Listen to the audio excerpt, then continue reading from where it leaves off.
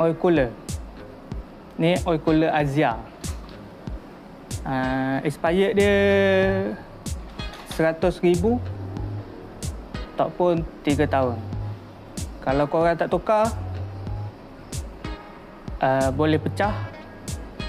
Pecah sini, pecah dalam lah. Sebab kita tak nampak dalam. Dia bercampur minyak auto campur dengan air, masuk dalam gearbox, habis. Habis. Memang habis. Yang tu cerita pasal gearbox nanti. Benda ni kalau tak tukar, alamatnya habis 1,000 lah korang.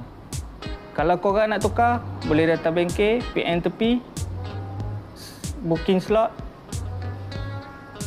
Okey, ada satu lagi. Kereta ni sekarang ni Asia, Beza, Myvi. Kalau kereta lain adalah bentuk-bentuk dia macam mana, tapi function dia sama je lah. Okey, alright.